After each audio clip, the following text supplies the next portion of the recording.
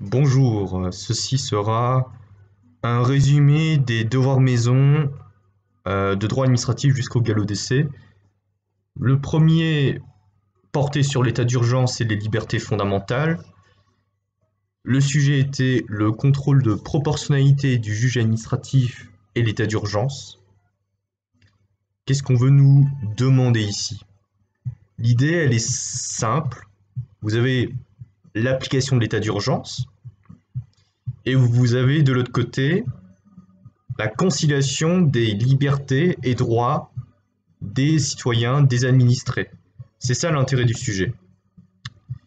Et qui va assurer ce contrôle? C'est le juge administratif. Alors sous réserve du droit en vigueur, il va exercer un contrôle de légalité. Et ce contrôle, c'est ce qu'on appelle le contrôle de proportionnalité. Ça veut dire qu'effectivement, tantôt le juge va souvent défendre les droits des citoyens qui ont été bafoués par l'état d'urgence. Parfois, il ne pourra pas le faire puisque il n'y a pas de violation de leurs droits. Alors, on va rappeler quelques définitions que vous retrouvez de toute façon dans les devoirs maison que j'ai postés sur le Drive. Déjà, le terme de contrôle de proportionnalité. Précision, ce contrôle est exercé par l'ensemble des juges, juges administratifs, juges judiciaires, juges constitutionnels, de la Cour européenne des droits de l'homme, de la Cour de justice de l'UE, voire même d'autres juges italiens, espagnols. Ce contrôle peut être différent, mais globalement, c'est la même idée. L'idée de ce contrôle de proportionnalité est de vérifier qu'une règle de droit ne va pas porter atteinte à un droit garanti. En somme, la proportionnalité est une méthode juridique qu'applique un juge. La proportionnalité implique une recherche de l'adéquation d'un moyen à un but recherché. Si on prend le cas de l'état d'urgence est un dispositif qui permet de prendre des mesures exceptionnelles, restrictives en termes de liberté.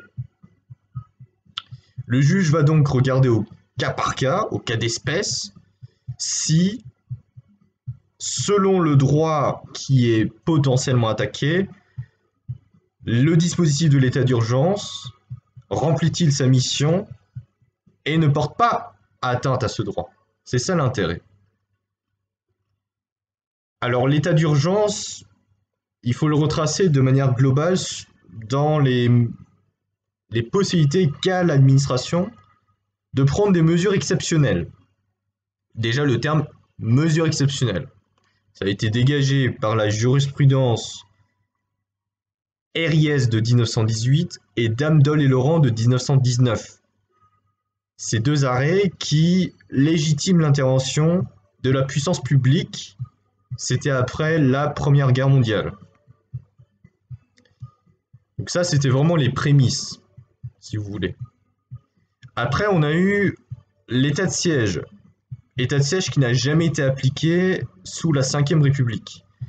L'état de siège s'apparente à une loi martiale dans d'autres pays. C'est un dispositif qui va permettre aux militaires, souvent en période de guerre, de prendre le pouvoir, cela de manière temporaire. L'état de siège ne risque pas de tomber au sujet de partiel. C'est trop restrictif et il me semble qu'il est prévu à l'article 34 ou 35 de la Constitution pour être mis en vigueur, jamais appliqué sous la Ve. Alors, en parallèle des mesures exceptionnelles et de l'état de siège, s'est développé de manière significative l'état d'urgence. Il a été formalisé par une loi de 1955, du 3 avril 1955, et c'est important de préciser que c'est une loi, ça veut dire que ce n'est pas inscrit dans la Constitution. Déjà, il y a quelque chose de différent. Il a été créé suite à la guerre d'Algérie, cela en vue d'éviter l'existence d'une guerre entre la France et l'État d'Algérie.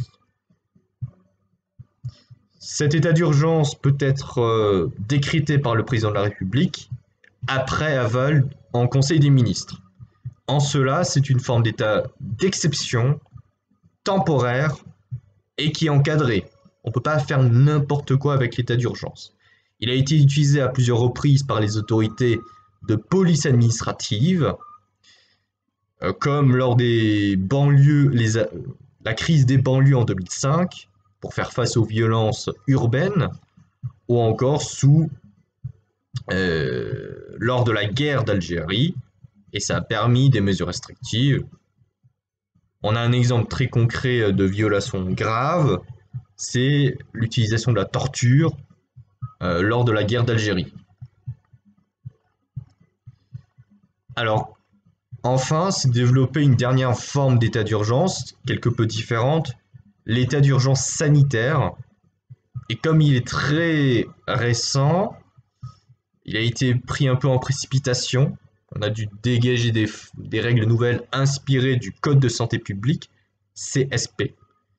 C'est la même idée, il est décrété par le président de la République, pris en Conseil des ministres, et ce qui le différencie, c'est qu'il va avoir besoin, en tout cas, de l'avis d'experts, de scientifiques. Donc, pour le sujet de la dissertation, voici ma problématique. Au regard de l'état d'urgence, si le contrôle de proportionnalité du juge administratif se veut être une véritable garantie de notre état de droit, en quoi ce contrôle en constante mutation peut-il encore être défaillant? La prof a mis bonne intro sur la copie, bonne problématique. Qu'est-ce que veut démontrer mon devoir? On est sous la 5e République, état de droit oblige, on va protéger, en tout cas on veut protéger les droits et libertés des administrés. Ne doivent pas être portés atteinte leur liberté publique, même en cas d'utilisation de dispositifs d'exception. Pour ce faire, c'est le juge administratif, dans cette matière, en état d'urgence, qui va assurer ce rôle de gardien des libertés. Il le fera concrètement en utilisant le contrôle de proportionnalité. Le problème, c'est que ce contrôle évolue avec l'air du temps. Plus il y a de libertés qui s'ajoutent, et plus ce contrôle doit être redéfini, affiné. Parfois, il peut même être en retard. Aussi, ce contrôle n'est pas utilisé de manière absolue. Le juge peut très bien en faire une application très rigide, d'autres une application souple. Ça dépend de leurs critères d'appréciation. Voici mon plan.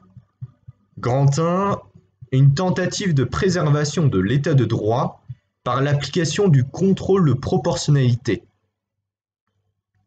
L'idée, c'est bien ce que je veux démontrer dans la problématique, c'est que le juge administratif joue un rôle fondamental dans le respect, la garantie des droits et libertés des administrés face à l'exorbitance de l'administration. Mon A est descriptif, c'est un état des lieux. Le titre est « Une menace sérieuse pour les libertés publiques avec le risque de banalisation de l'état d'urgence ».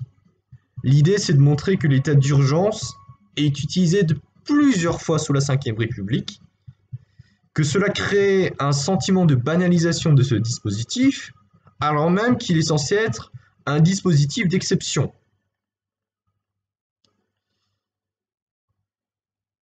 On peut prendre l'exemple, par exemple, de la décision du Conseil constitutionnel de 1985, loi relative à l'état d'urgence en Nouvelle-Calédonie. Alors, ce qu'il faut retenir de la portée de cette jurisprudence, c'est que cet état d'urgence, je cite, ne saurait être renouvelé indéfiniment.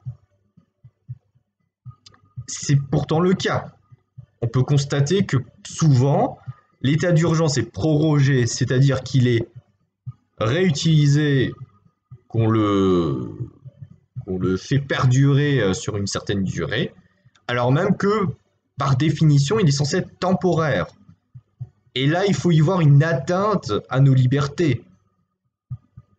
Si on fait un parallèle avec la crise d'état sanitaire, imaginez si cette crise et toutes les mesures qui en suivent, confinement, couvre-feu, se prolongeaient dans 1, 2, 3 ans, là effectivement, est-ce qu'on peut encore parler de démocratie?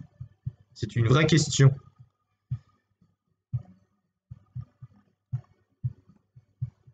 Alors j'ai pris un exemple pour montrer que l'état d'urgence peut vraiment entraver les libertés publiques. Souvent, le gouvernement dira que l'état d'urgence permet de lutter contre le terrorisme, les activités qui nuisent à l'ordre public. Et pourtant, on a remarqué qu'il peut être détourné, utilisé de manière politique. Tel a été le cas pour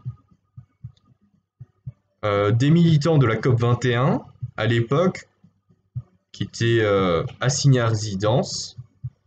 C'est un arrêt Gauthier de 2015.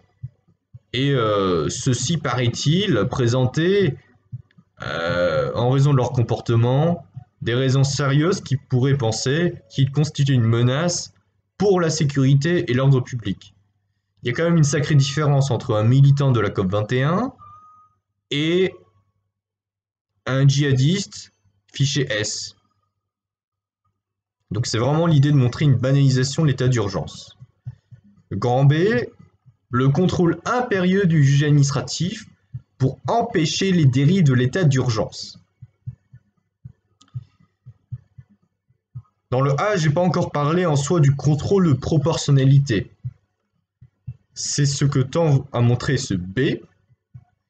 Même la loi de 1955 précise que doit être exercé un contrôle par le juge de la légalité des mesures prises par l'administration. En cela, on peut avoir un cheminement jurisprudentiel. Il a évolué, ce contrôle. Initialement, par exemple, le juge administratif ne faisait que dégager une erreur manifeste d'appréciation. Par contre, dès le départ, on remarque que cette notion de proportionnalité était définie en de termes vagues. Ça avait un avantage évidemment de laisser une marge d'appréciation aux autorités administratives, et en même temps, en laissant une trop grande marge d'appréciation, elles pouvaient faire tout et n'importe quoi, comme par exemple le fait d'assigner à résidence un résident de la COP 21. La prorogation doit être justifiée, et notamment devant les parlementaires.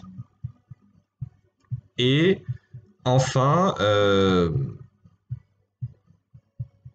c'est le président de la République qui peut, sous demande du juge administratif, mettre fin à l'état d'urgence. Et ça, c'est une jurisprudence qu'on a dans la plaquette, Conseil d'État 2016, Ligue des droits de l'homme et autres. Donc on voit vraiment que ce contrôle est normalement encadré, mais qu'il est quand même défini en de termes flous, alors se pose évidemment cette question de l'efficacité. C'est pour ça que dans mon grand 2, c'est une critique de ce contrôle de proportionnalité en profonde mutation. Le titre, c'est grand 2, une application laborieuse du contrôle de proportionnalité causée par l'évolution du continu du rapport entre état d'urgence et protection de liberté. Ça revient à dire que l'expansion des libertés va forcément être en opposition avec des dispositifs d'exception, et en cela, le contrôle de proportionnalité est d'autant plus exigeant à appliquer. Grand A, un contrôle de proportionnalité sous contrainte dû à l'extension continue des libertés publiques. Donc l'idée, c'est de montrer que cet état d'urgence, cette loi, a été souvent réformée. et qu'en plus, c'est ajouté le mécanisme de QPC, question prioritaire de constitutionnalité en 2008, qui permet un contrôle, cette fois-ci a posteriori, par le Conseil constitutionnel, afin de voir si la loi pourrait porter atteinte aux droits et libertés. S'ajoute à cela, à cette expansion en droit interne, l'expansion de normes en droit international. Et là, en l'espèce, il s'agira surtout de la Convention européenne des droits de l'homme. Exemple, l'article 3 prohibe les tortures et les traitements inhumains. Or, de telles dérives peuvent arriver sous l'état d'urgence.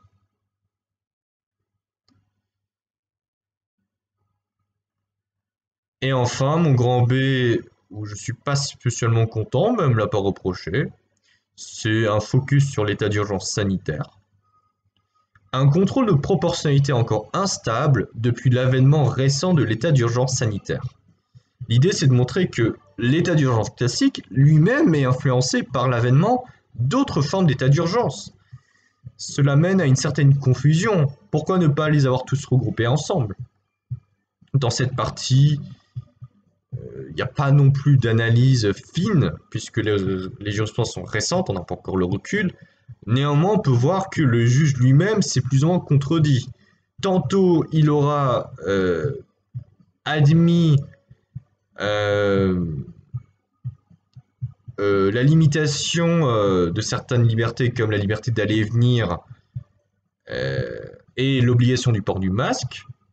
Tantôt, il aura empêché des autorités administratives d'interdire des masques. Donc il y a contradiction, et parce qu'on n'a pas le recul encore nécessaire, on voit que l'état d'urgence sanitaire lui-même évolue au degré de la crise en elle-même. Il s'agissait ici de l'état d'urgence, du DM sur l'état d'urgence. Maintenant, on va passer à un thème que j'affectionne qui est les normes internationales en droit administratif. Le sujet de la dissertation est la place des normes internationales en droit administratif. Donc c'est évidemment un mix entre le droit administratif mais du droit international public, même du droit de la Convention européenne, pourquoi pas. Alors l'idée, c'est on reprend la hiérarchie de Kelsen et on se demande où se situent ces normes. En principe, ces normes internationales sont en dessous des dispositions constitutionnelles. A priori, la hiérarchie de Kelsen est simple à comprendre. La réalité est tout autre parce que les normes internationales ont une influence indirecte ou directe sur le droit interne. C'est pour cela que la place en tant que telle de ces normes internationales est parfois contestée. Aussi, cela pose la question du contrôle de conformité des normes qui sont en dessous des normes internationales, les lois, actes réglementaires, circulaires, etc. Comment s'exerce ce contrôle? Est-ce que ce contrôle est fait à l'égard des normes internationales ou à l'égard de la Constitution en tant que telle? Alors, voici ma problématique. S'il est vrai qu'il fait preuve de résistance, en quoi peut-on dire que la place du droit administratif français actuel tend à être largement redéfinie par l'édiction de normes internationales au point de lui en être inférieur hiérarchiquement? La prof a mis bien. C'est une grosse critique là, hein. C'est un gros parti pris. C'est montrer que les normes internationales ont une influence considérable sur le droit interne. Et surtout montrer que le droit administratif, donc souvent c'est les actes administratifs, hein, le plus souvent, ou y compris les lois, sont inférieurs hiérarchiquement à celles-ci. Alors le grand 1, c'est le constat de la supériorité des normes internationales sur le droit administratif. Là, on reprend juste l'analyse de Kelsen. Grand A, c'est l'acceptation commode de la supériorité des normes internationales par rapport aux lois et les autres normes infra. Donc les normes sont au-dessus des lois et des actes réglementaires. Et cela, on peut le voir avec l'article 55 de la Constitution, qui dit expressément que ces lois internationales, ces accords, ces conventions, ont une autorité supérieure aux lois, sous réserve qu'elles soient acceptées par les parties. Qu'est-ce que cela traduit? L'article 1555. Cela traduit l'idée du monisme. C'est un système qui est adopté par la France. Le monisme, c'est le fait qu'une norme internationale qui est ratifiée, approuvée, est d'applicabilité directe en droit interne. À la différence des systèmes monistes, comme en Allemagne ou en Grande-Bretagne, qui vont devoir nécessiter un acte de transposition pour que la norme de droit international commence à produire des effets dans leur droit interne. En cela, le monisme paraît beaucoup plus simple pour que soit appliquée directement une norme internationale. Cela a ses avantages et inconvénients. Notons que par contre, la coutume internationale n'est pas d'applicabilité directe. C'est l'arrêt Aquaron de 1997 qui le précise. Idem pour les principes généraux du droit international, c'est un arrêt Paulin de 2000. Ici, dans l'analyse du monisme, il faut vraiment retenir une jurisprudence essentielle qui est l'arrêt Niccolo de 1989. Cet arrêt va abandonner la théorie de l'écran législatif. Niccolo, la jurisprudence Niccolo, va consacrer le juge administratif en tant que véritable juge de conventionnalité. Qu'est-ce que ça veut dire? Un juge de conventionnalité sera chargé de contrôler des lois à l'aune des traités internationaux. Il va regarder si une loi est conforme aux normes internationales. Niccolo n'est qu'apparu en 1989. Le juge judiciaire avait une longueur d'avance. C'était une décision Jacques Vabre de 1975 de la Cour de cassation qui avait déjà consacré cette situation et avait fait du juge judiciaire un contrôle de conventionnalité. Globalement, c'est ça l'idée. Le grand B, c'est à l'inverse de montrer que au-dessus des normes internationales, il y a les dispositions constitutionnelles. Grand B, une supériorité hiérarchique discutable des dispositions constitutionnelles sur les normes internationales. Normalement, il n'y a pas de souci. Il n'est pas censé y avoir de conflit de normes entre la Constitution et le droit international. Mais, et ça c'est une analyse personnelle que j'ai mis dans mon devoir, cette supériorité hiérarchique est en réalité un artifice juridique, d'après un éminent prof de cette fac de Strasbourg, de droit international, ne serait-ce parce que la Constitution française elle-même est silencieuse en la matière.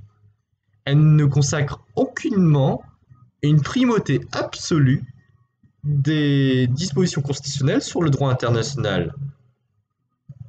De plus, l'arrêt Saran, qui est assez célèbre, l'arrêt Saran dit qu'effectivement, dans le droit interne, il y a supériorité de la Constitution sur l'ensemble des autres normes. Mais c'est uniquement le cas si la norme internationale est déjà intégrée dans la norme interne. Ça veut dire qu'une norme internationale qui ne l'est pas, une règle comme ça, je sais pas, de l'ASEAN par exemple, l'équivalent de l'UE en Asie, elle ne s'appliquera pas en France, elle ne sera pas inférieure à la Constitution. Elle sera ni au-dessus. Ça n'a pas de sens vu qu'elle n'est pas intégrée dans l'ordre juridique interne et que la France ne l'a pas ratifiée. Autrement dit, il va reconnaître la supériorité de la Constitution sur les autres normes en droit interne, et en cela, il traduit l'idée du monisme. Saran va admettre un contrôle, même bref, de la constitutionnalité d'un traité. C'est ce qu'on a fait lors de la ratification du traité de Maastricht en 1992. Qu'est-ce qui s'est passé? On s'est rendu compte qu'il y aurait un conflit de normes si on allait directement intégrer Maastricht dans l'ordre interne. Alors qu'est-ce qu'on a fait? On a modifié la Constitution. Mais ça, on l'a fait en amont. Et en modifiant la Constitution, on a permis l'introduction de Maastricht. Et ce qui fait que c'est un artifice, puisque d'apparence, Maastricht est en dessous des dispositions constitutionnelles, mais en réalité, il y a bien dû y avoir une modification de la Constitution pour que soit introduite la norme de droit international. Donc ça, c'était l'idée du grand 1. Et mon grand 2, c'est l'encadrement du droit administratif par l'influence directe des normes internationales.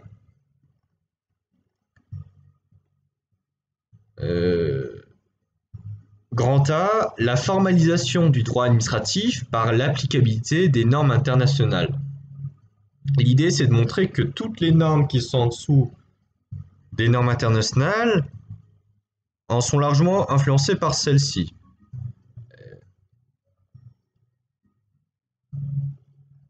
Par exemple, lorsque la France a ratifié la Convention européenne des droits de l'homme, elle a dû revoir certaines dispositions en interne. La CEDH est relative à la protection de certaines libertés. Elle va interdire la torture. Et par conséquent, si on reprend l'exemple de l'état d'urgence, il est interdit de prendre des mesures trop restrictives telles que les tortures ou les traitements inhumains au regard de l'article 3 de la Convention européenne des droits de l'homme.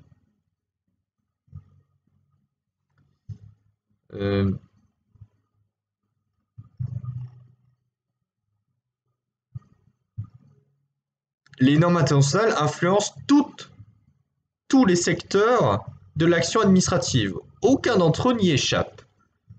C'est surtout le cas en droit de l'UE, puisque c'est un droit économique. Et on le voit par exemple pour les services publics qu'on n'a pas encore traités en cours.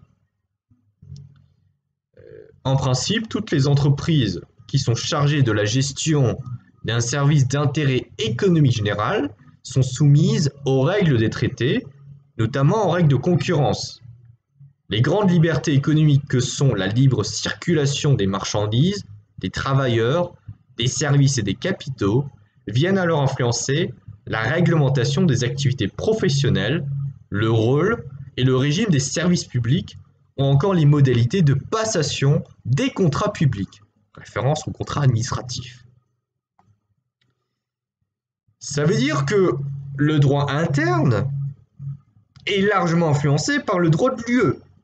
Tel est le cas, par exemple, des services publics français, qui peuvent s'inspirer de la conception qu'en dégage le droit de l'Union.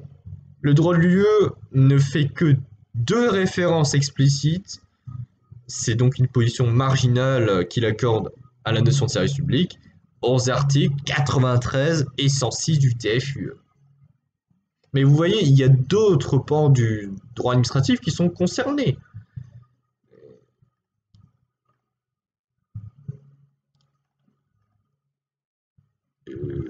Par exemple,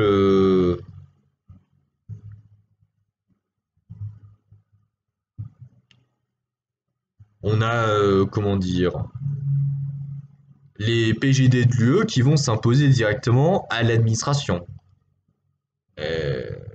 Et dès lors qu'ils interviennent à l'égard d'une situation régie par le droit de l'UE. C'est un arrêt de 2001, Syndicat national industrie pharmaceutique.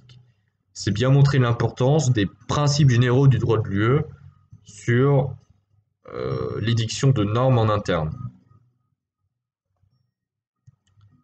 Donc malgré l'influence considérable des normes internationales sur la formation du droit administratif, il faut quand même observer une certaine résistance du juge administratif.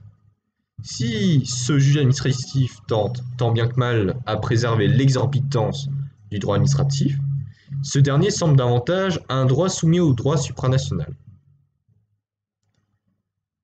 Ça, c'est la transition au grand B. Qu'est-ce que je montrais dans mon grand B?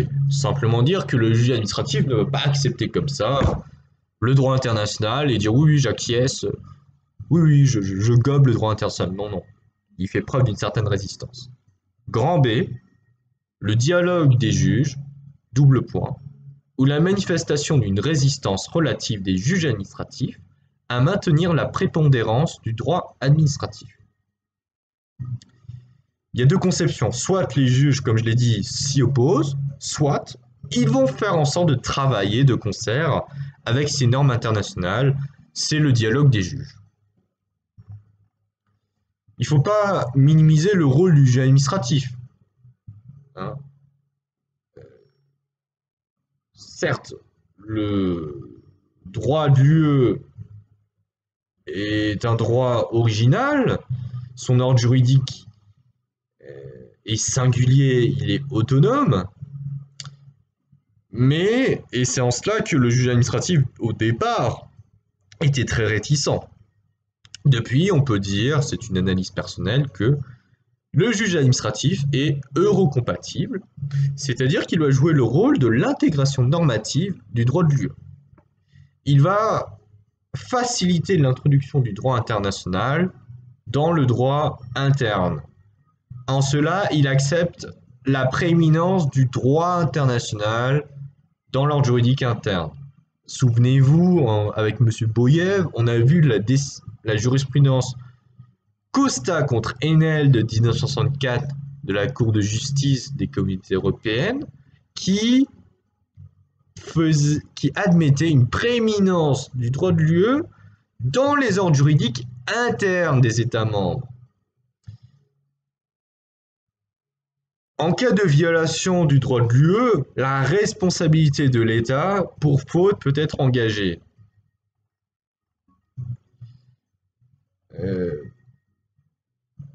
Toutefois, ça n'aura jamais empêché le Conseil d'État de s'opposer virulemment au droit de l'UE, voire même de refuser d'exercer des lois, même postérieures, à l'égard des engagements internationaux. Enfin, on peut conclure cette analyse en disant que le Conseil d'État tend à concilier l'application du droit de l'UE dans l'ordre juridique interne. On va préciser la jurisprudence Niccolo du Conseil d'État de 1989. Par exemple, s'agissant des directives, le juge administratif a jugé que les autorités de l'État ne peuvent pas se prévaloir de directives qui n'ont pas fait l'objet d'une transposition. Et en cela, le Conseil d'État, lui, va devoir prendre l'initiative de ne laisser subsister aucune disposition réglementaire qui ne serait pas compatible avec les objectifs du droit de l'UE. Qu'est-ce que ça veut dire? Ça veut dire que en interne, tout est fait pour que les normes en dessous des normes internationales soient compatibles. C'est bien l'idée d'eurocompatible. Ça va permettre d'éviter que la France s'expose inutilement à des sanctions.